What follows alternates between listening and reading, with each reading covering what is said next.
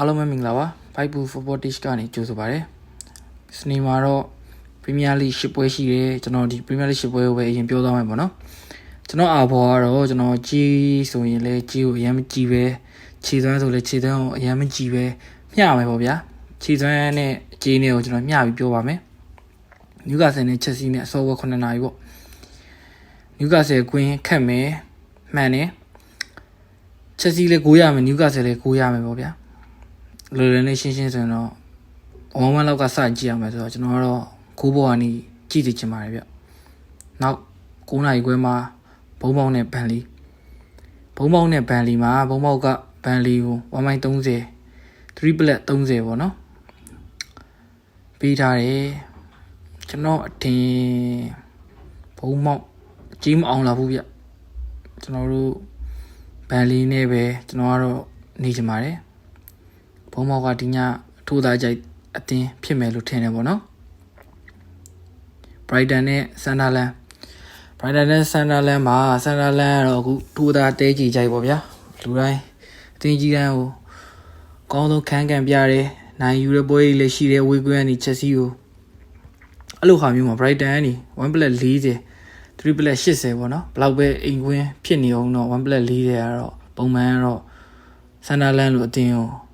ပြီးမယ်ဆိုရင်အများစုကတော့ Sunderland နေမယ်လို့ထင်ပါတယ်ကျွန်တော်ကတော့တလုံးရှင်းပြီးတော့ကျွန်တော် Brighton နေချင်ပါတယ် Brighton ပေါ်ဒီပါနောက် Man City နဲ့ West Ham ပေါ့ Man City West Ham မှာ body စီ 2+10 ကိုပေါင်းစီ3.100ပေါ့ Man City 3လုံးပြတ်ပါမလားပေါ့ Okay Man City 3လုံးပြတ်တယ်ဆိုခဲ့ရင်တော့ကျွန်တော်ကတော့ West Ham Nuno Santos ရဲ့ West Ham Man City ကိုကူရမယ်လို့ကျွန်တော်မထင်ပါဘူးမထင်တော့ Man City 2 ဂိုးလား3 ဂိုးလားကိုတွေးမဲ့စားကျွန်တော်ကတော့9အောက်ကနေပဲနေလိုက်ချင်ပါတယ် Man City West Ham 9အောက်ပါ Who နဲ့ Brentford နဲ့ရှိမယ်9နိုင်ခွဲမှာပဲအဝေးကွင်း Brentford ကနေ level 80ကိုပေါင်းစီနှလုံး80ပြီးရပေါ့နော်ကျွန်တော်ဒီပွဲမှာတော့ကျွန်တော်ဝူးကြိုက်တယ်ဗျဝူးကခြေသွမ်းတွေလည်းစုပ်ပြီးကျွန်တော်အထင်တော့ဒီကြပေါက်ဒီရာစီမှာတန်းဆင်းရမယ်အတင်းပါဒါပေမဲ့ဒီပွဲဝူးတရီလောက်ခံကန်နိုင်မယ်ထင်ပါတယ်ဗျဥဘော်ဒီကြိုက်ပါတယ်စပါးနဲ့လီဗာပူးအကောင်းဆုံးပွဲပေါ့ဗျာနေ့ရဲ့အကောင်းဆုံးပွဲည7:00 နာရီမှာကန်မယ်လီဗာပူးကဝေးကွင်းကနေတီ80ပြီး9ပေါင်းတီ3လုံး40ပေါ့စပါးလက်ရှိခြေစွမ်းနေညံ့နေတယ်လီဗာပူးကတော့ဒီအပိုင်းလေးနိုင်ပွဲလေးတွေဟုတ်နေတယ်ဆိုပေမဲ့လားကျွန်တော်ဗာကြိုက်တယ်ဆိုတော့